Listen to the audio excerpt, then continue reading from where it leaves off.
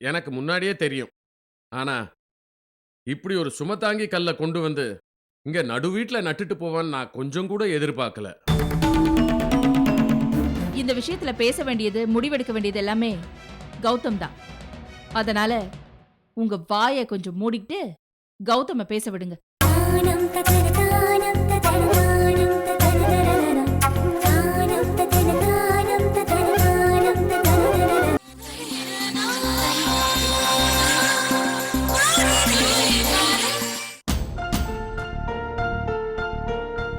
Documents எடுத்துட்டு வரேன்னு சொல்லி எவ்வளவு நேரமாச்சு? அந்த துரவேலு இன்னும் வராம இருக்காரே. ஏதாவது பிரச்சனை பண்ணா நான் சும்மா விட மாட்டேன். வணக்கம்மா. இந்தாம்மா டாக்குமெண்ட்.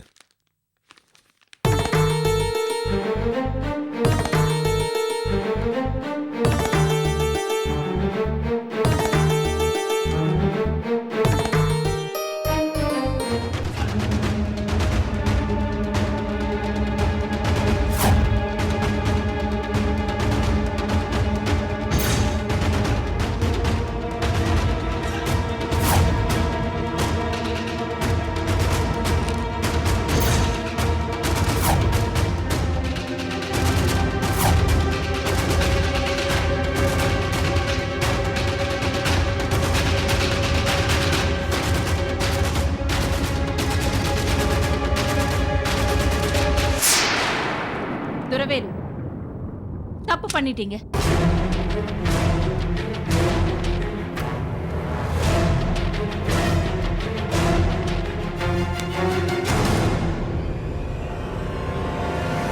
என்ன துரவேலு இப்படி பண்ணிருக்கீங்க?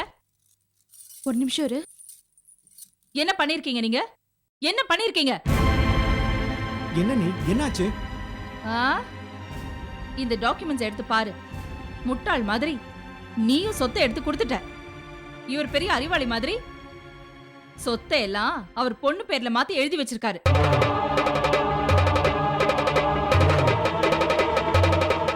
யோ, யார் விட்டு சொத்தை யார் பேர்ல எழுதி வைக்கிறது? இப்படி ஒரு தப்பை எப்பயோ பண்ணிட்டு நான் டாக்குமெண்ட்ஸ் கேட்கும் போதெல்லாம் இப்ப தரேன் அப்ப தரேன்னு ஏமாத்திக்கிட்டா இருக்க. இப்படியே சொல்லிக்கிட்டு இருந்தா கல்யாணம் முடிஞ்சிடும். அதுக்கப்புறம் யாரும் எதுவும் சொல்ல மாட்டாங்கன்னு நினைச்சுக்கிட்டு இருக்கியா? பெரிய அறிவாளி. இப்படி ஒரு ஏமாத்து வேலை செஞ்சதுனால உன் பொண்ணு கல்யாணம் நின்னு போச்சுன்னா என்னால ஒண்ணு பண்ண முடியாது.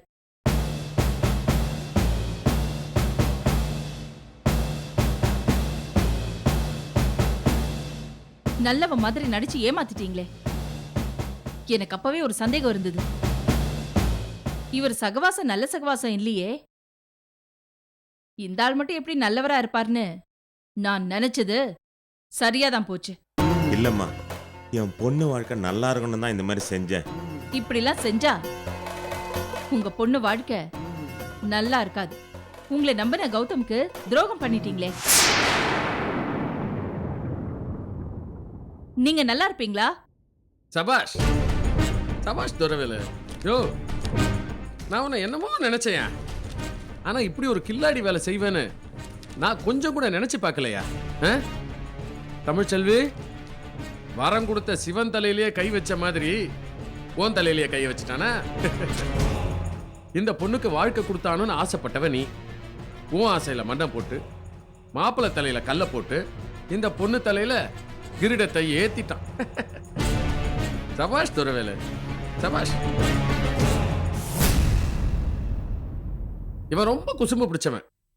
இந்த மாதிரி ஏமாத்துவான்னு எனக்கு முன்னாடியே தெரியும்.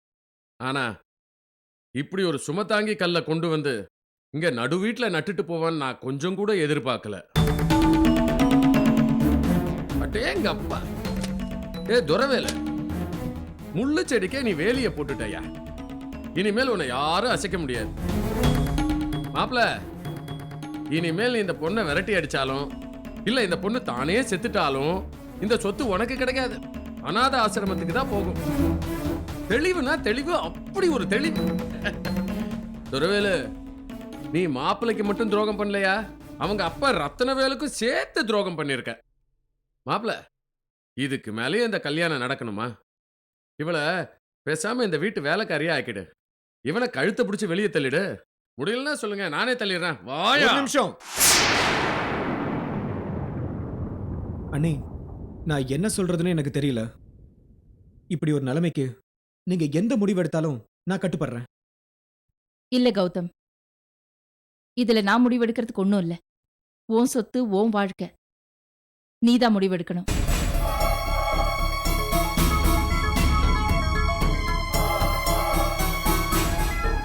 மாப்ள, உங்களுக்கு என்ன பைத்தியம் கீத்த முடிச்சிருக்கா? இவ்வளவு நடந்ததுக்கு அப்புறம் முடிவு என்ன வேண்டி கிடைக்க முடிவு? நான் என்ன சொல்றேன்னா, இங்க பாருங்க, உங்க முடிவை நான் கேட்கல. கொஞ்ச நேரம் பேசாம இருங்க. அண்ணி, ஒரு 5 நிமிஷம் கீதா கிட்ட தனியா பேசணும். சரி, பேசிட்டு வா.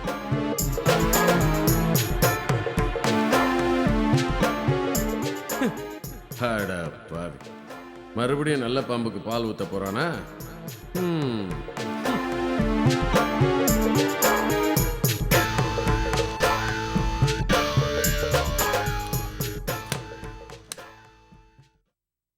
சாரி மாமா. இப்படி ஒரு பிரச்சனை வரும்னு முதல்லயே தெரிஞ்சுதான் அப்பா செஞ்ச துரோகத்தை உங்ககிட்ட நான் முன்னாடியே சொன்னேன்.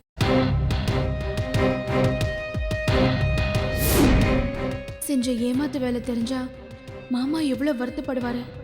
அவர் செஞ்ச தப்புக்கு நானும் உடந்தையா இருக்கேன்னு தானே நினைப்பாரு.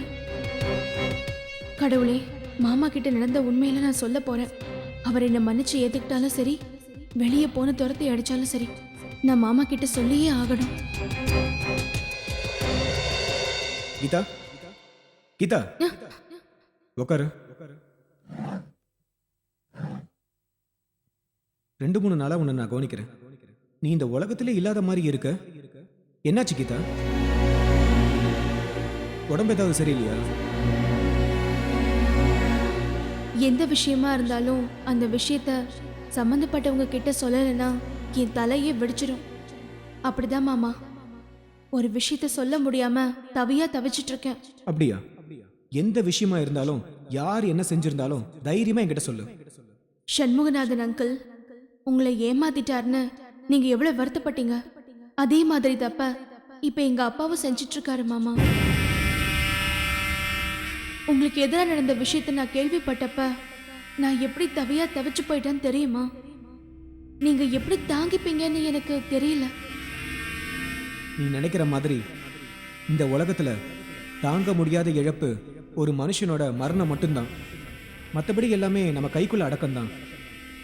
நீ நினைக்கிற மாதிரி நானும் ரொம்ப சாதாரண மனுஷன்தான்.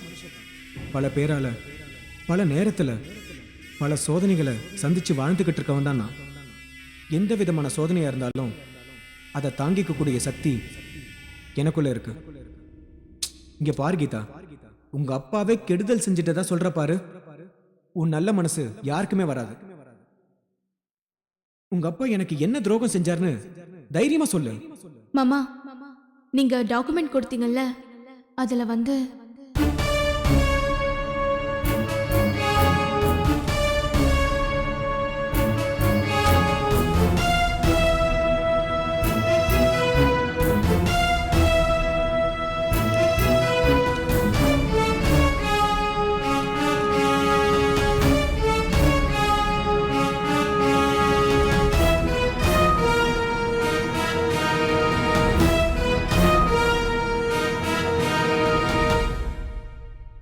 கீதா, உங்க அப்பா கிட்ட நீங்க என் மாமனார் இல்ல அப்பா மாதிரின்னு சொன்னேன். ஆனா அவரு என்ன மக மாதிரி பார்க்காம எதிரி மாதிரி பார்க்கறாரு. ரொம்ப வேதனையா இருக்கு கீதா. ஆனா ஒண்ணு, என் டாக்குமெண்ட்ஸ் எல்லாம் அவர் பேர்ல மாத்திக்காம உன் பேர்ல மாத்தி வச்சிருக்காரு பாரு. அது வரைக்கும் ரொம்ப சந்தோஷம். மாமா, இப்பவும் சொல்றேன், அப்பா செஞ்சது துரோகம்தான். உங்க சொத்தை எந்த விதத்துல திருப்பி கொடுத்தா உங்க சொத்தா மாறும்னு சொல்லுங்க. சத்தியமா மனப்பூர்வமா நான் மாத்தி கொடுக்கறேன். எனக்கு உங்க மனசுல இடம் வேணுமே ஒழிய உங்க சொத்துல இல்ல. நீங்க என்ன முடிவு செஞ்சாலும் எனக்கு சம்மதம் தான் மாமா. ஆனா ஒண்ணு மாமா, நீங்க என்ன மனைவியா ஏத்துக்கலனாலும் பரவாயில்ல, இந்த வீட்டுக்கு ஒரு வேலைக்காரியா இருந்து உங்களுக்கும் நிக்கிதாவுக்கும் சேவை செய்யற பாக்கியத்தையாவது எனக்கு கொடுங்க. இதுக்கு மேல நான் சொல்றதுக்கு எதுவும் இல்ல மாமா. நீங்க தான் முடிவெடுக்கணும். சரி வா.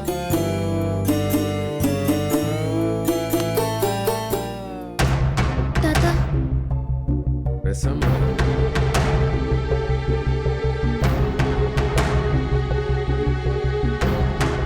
அண்ணி, என்ன கௌதம், என்ன முடிவெடுத்திருக்க?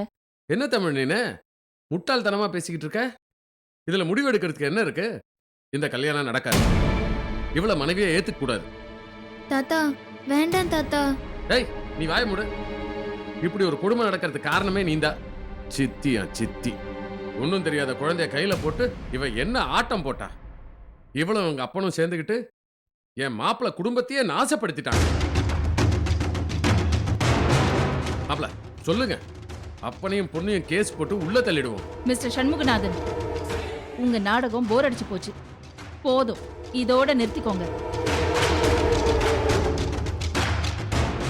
ஆடு நனைதேன்னு ஓனாய் அழுதுதான். அந்த கதையா இருக்கு உங்க கதை. ஆ?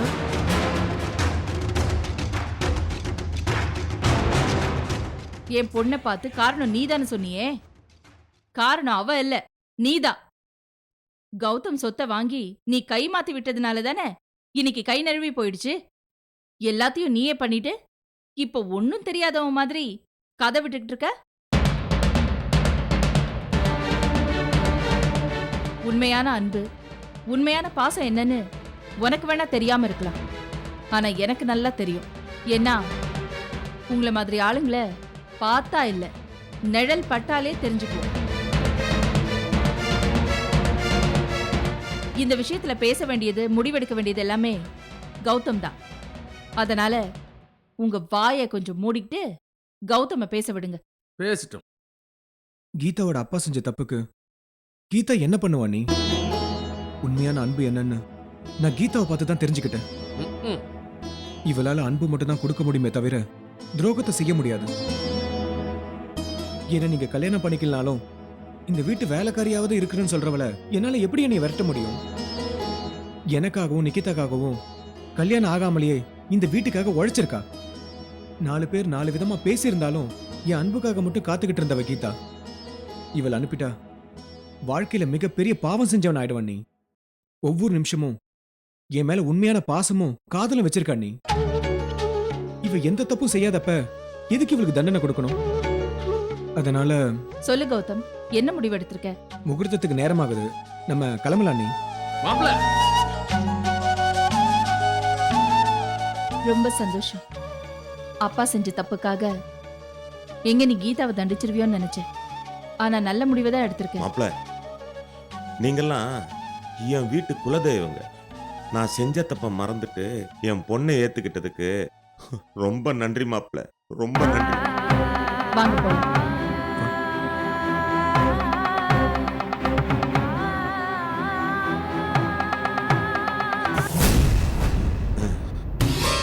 போடா போ.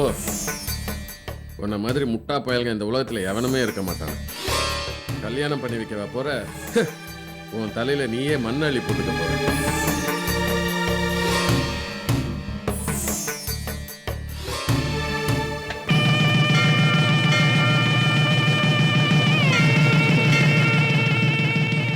அக்கா, இந்த கல்யாணம் நடந்ததுக்கும் எனக்கு இப்படி ஒரு வாழ்க்கை கிடைச்சதுக்கும் நீங்க தான் காரணம். என் ஆசீர்வாதம் பண்ணுங்கக்கா. ஏய், இல்லம்மா, அப்படி ஒரு தகுதி எனக்கு இருக்கா இல்லையானே தெரியல. ஆனா உங்களுக்கு கடவுளை விட முக்கியமானவரு மாமாதான். முதல்ல நீங்க அவர்கிட்ட ஆசீர்வாதம் வாங்கிக்கிங்க. அவர் ஆசீர்வாதம் கிடைச்சா நீங்க எப்பவும் நல்லா இருப்பீங்க. போங்க.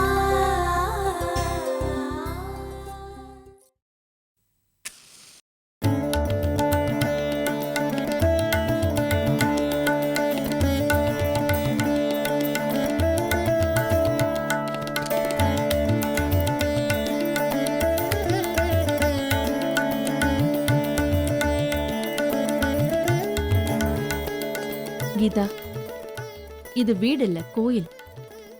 மாமா தான் கடவுள். கோயிலுக்கும் கடவுளுக்கும் உன்னால எந்த களங்கமும் வரக்கூடாது. கோயிலை சுத்தப்படுத்தலைனாலும் அழுக்குப்படாம பாத்துக்கோ. இந்த வீட்ல மாமாவோட ஆசீர்வாதம் இருந்தும் பல பிரச்சனைகள், ஏமாற்றங்கள், துரோகங்கள் நடக்குதுன்னா அதுக்கு காரணம் இந்த வீட்ல நல்ல சக்தியை விட கெட்ட சக்தி அதிகமா குடியிருக்குன்னு தானே அர்த்தம். கீதா, ஒண்ணு மட்டும் தெரிஞ்சுக்க, நமக்கு வர கெடுதலை நாம தான் ஜாக்கிரதையா டீல் பண்ணணும். இல்லனா எனக்கு ஏற்பட்ட நிலைமை தான் உனக்கும் வந்துடும். கௌதம் ரொம்ப நல்லவரு. பல பிரச்சனைகள் இருந்தும் உன்னை கைவிடாம இருக்காருன்னா நீ அவருக்கு என்ன செய்யணும்னு நினைச்சியோ அதை விட அதிகமா தான் செய்யணும். எந்த குறையும் இல்லாம 2 பேரும் சந்தோஷமா வாழணும். கண்டிப்பா வாழ்வீங்க. அக்கா, எனக்கு அம்மா இல்ல, கூட பிறந்தவங்க யாருமே இல்ல. ஆனா எல்லாம் சேர்ந்து சொந்தமா நீங்க எனக்கு கிடைச்சிருக்கீங்க. உங்களோட ஆசீர்வாதமும் அரவணைப்பும் எங்களுக்கு இருந்தா நாங்க எப்பவும் நல்லா இருப்போம். நிக்கிதா, இங்க வா. என்ன சித்தி? இவ உங்களை வெறுக்கலாம், பேசாம இருக்கலாம். ஆனா உங்க கிட்ட இருக்கிற எல்லா குணமும் இவகிட்டயும் இருக்கு.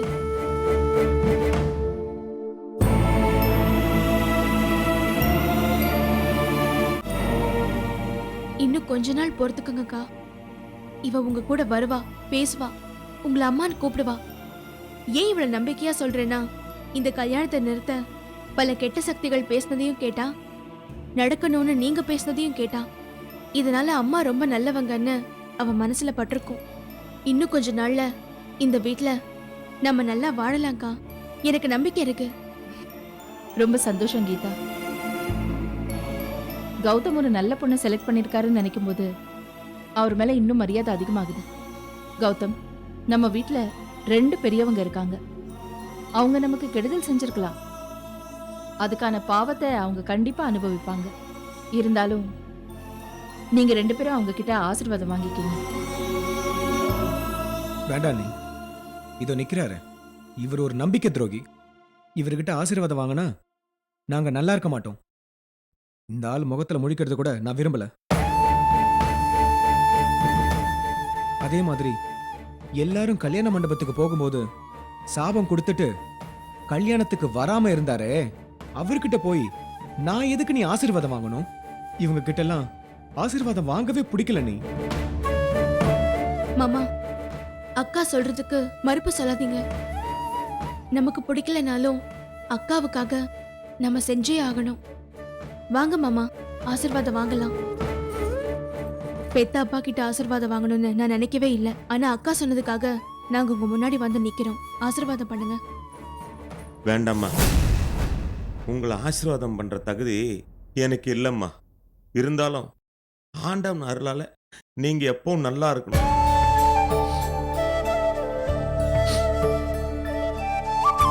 அம்மாடி, உங்ககிட்ட இருக்கிற பெருந்தன்மையும் தகுதியும் எந்த பெரிய மனுஷங்கிட்டையும் நான் பார்க்கலம்மா. உங்களை மாதிரி நல்ல மனுஷங்கிட்ட நான் பழகலம்மா. அதனால தான் என் தலையெழுத்தே மாறி போச்சு, கெட்ட புத்தியும் வந்துடுச்சு. பூவோட சேர்ந்து நாரும் மணக்கம்னு சொல்ற மாதிரி உன் நல்ல மனசு, உன் நல்ல செயலை பார்த்து நானும் இனிமேல் நல்ல மனுஷன் வாழ முயற்சி பண்றேம்மா. நான் மாப்பிள்ளைக்கு செஞ்சது பெரிய நம்பிக்கை துரோகம்மா. எல்லாரும் என்னை மன்னிச்சு என்னை கூப்பிட்டா நான் திரும்ப உங்க வீட்டு பக்கம் வருவேன். இல்லைன்னா இந்த பக்கம் நான் செஞ்ச தப்புக்கு எல்லாரும் என்னை மன்னிச்சிருங்க, மன்னிச்சிருங்க. நான் வரேம்மா.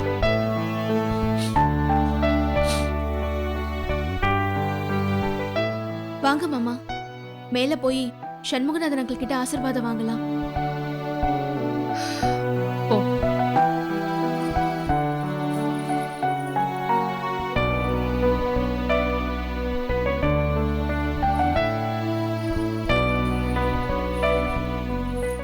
அங்கிள், ம்?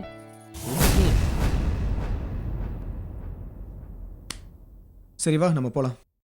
இருங்க மாமா, நாம ஆசீர்வாதம் வாங்க தானே வந்தோம், சண்டை போட வரலையே. அங்கிள், நீங்க இங்க கல்யாணத்துக்கு வராம இருந்தது பெரிய குறையா தான் இருந்தது.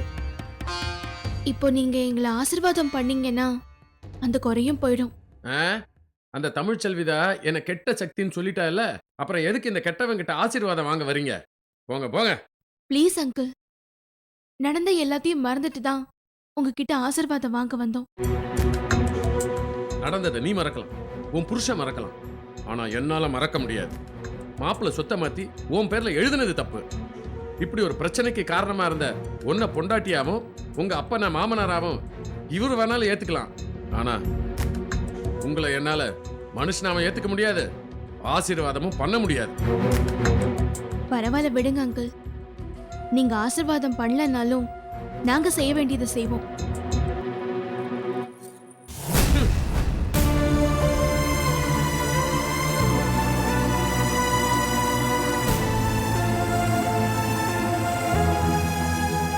பரவாயில்லவா?